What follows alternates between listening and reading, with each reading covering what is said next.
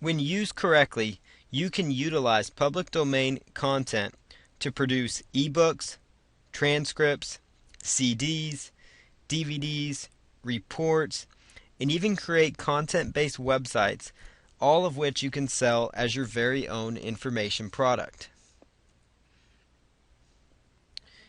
The public domain is literally the world's largest free content source, and you have all of this information at your fingertips so you can start profiting from it immediately. Simply consider how much time and how much more money you could make if your web content was already created for you. Just think of being able to access good quality solid information that you just have to make minor modifications to, that you can immediately start using. Think of how valuable that could be for you, and that's what the public domain gives you.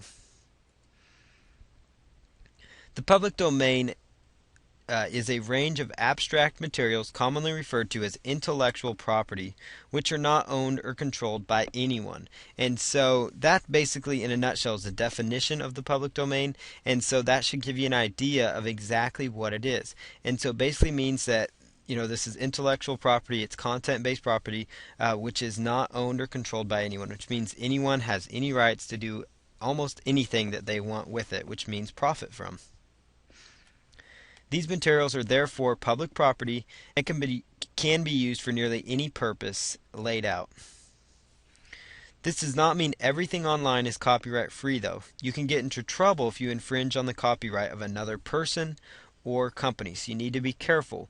Not everything on the internet is public domain, but make sure that you follow the guidelines that we're going to lay out here so you completely understand what is public domain and what is not public domain. Be careful with using content that also does not indicate it is copyright protected. Just because a piece of work or an ebook or something that you find does not have the copyright symbol on it, it does not mean that that is automatically public domain. So if you get an ebook that does not have the copyright symbol on it or a copyright notice, it doesn't necessarily mean that you can go use that. The product could actually be copyrighted because there is a law that states that. So you need to be very careful when using content that does not have a copyright. You need to make sure that you do your due diligence to make sure that you are safe to use the content first, because you can get into a lot of trouble if you misuse things that are not actually public domain content.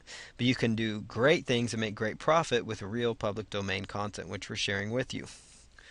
Works found in the public domain are safe and include work donated by authors, such as things like documents, facts, and more. And so this is work that a lot of times people will donate content directly to the public domain for use. A lot of times what happens is, maybe it might be expired things in the public domain. Oftentimes some other materials that were once copyrighted, like books, music, some movies, also end up in the public domain. So that this means that you can get some pretty high quality material in the public domain. And so that's kind of some things that you can find. And here's some ideas for using public domain content. You can take existing public domain content and modify the content, add your own angle to it, add in some images, and even translate to a new language. If you think of public domain content in a way as private label rights content, which is kind of different, but very similar in a way, you could actually take private label rights content and massage it. You would massage the public domain content very much in the same way that you would with private label rights content. The difference with public domain content is most of it can be found for free, and with private label rights you need to buy the license or rights to that sort of content. So keep that in mind.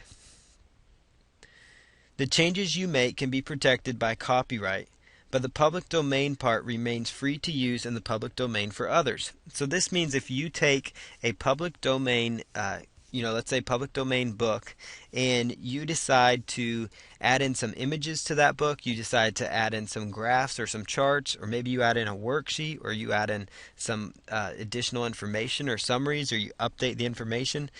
all the information that you add can fall and is protected under U.S. copyright.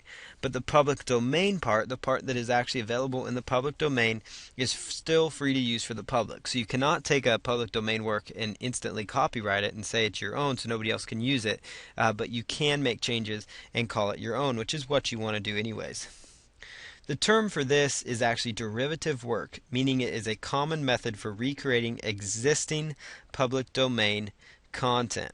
So, basically all that's saying is that, it's just a simple method for recreating the existing public domain content that is already there. This would be your own fresh content, owned completely by you. After you're done editing it, and you've added some value to it, it would be your very own unique product at that point. But you could also take public domain content as is and start using it on your own as well. So here's some other ideas for using public domain content.